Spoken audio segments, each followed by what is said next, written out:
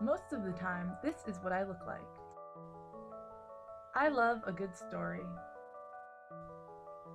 The linguistic mode has always been my favorite mode.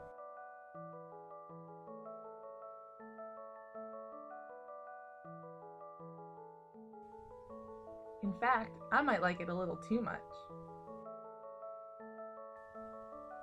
But the real question is, where did my love of stories come from? I was introduced to words at a very young age by these two, Mom and Dad. Here's a taste of what sparked my love of all things linguistic. This is a daddy story.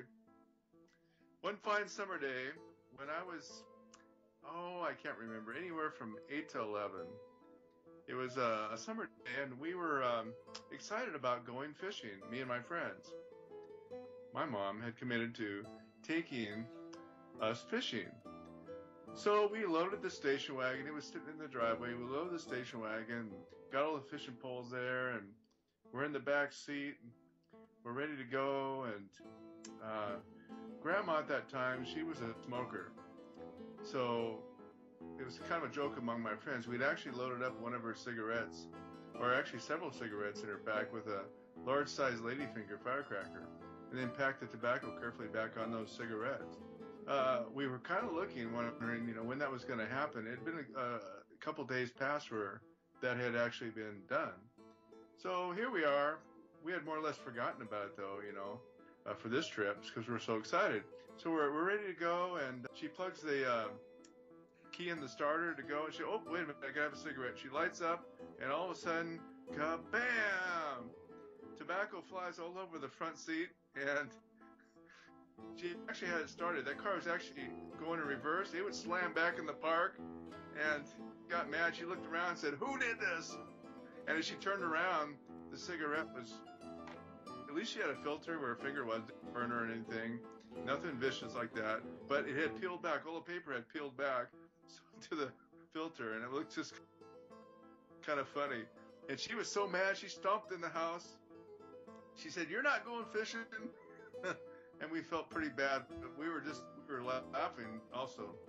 But we didn't realize how dangerous that was to do. The thing about it was, several months later, she actually quit cigarettes.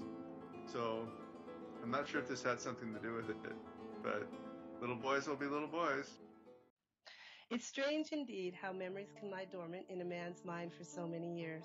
Yet those memories can be awakened and brought forth fresh and new, just by something you've seen or something you've heard, or the sight of an old familiar face.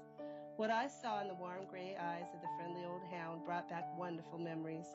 To show my gratitude, I took hold of his collar and I said, "Come on, boy, let's go home and get something to eat." He seemed to understand that he had found a friend. He came willingly. He slept all that night and most of the next day. Late in the afternoon, he grew restless. I told him I understood, and as soon as it was dark, he could be on his way. That evening, a little after sundown, I opened the back gate. He walked out, stopped, turned around, and looked at me. He thanked me by wagging his tail. With tears in my eyes, I said, "You're more than welcome, old fella. In fact, you could have stayed here as long as you wanted to." He whined and licked my hand. I was wondering which way he would go. With one final whimper, he turned and headed east. So you see, Dad would tell his daddy stories, and Mom would read the books. With such great storytelling parents, no one can blame me for my love of words.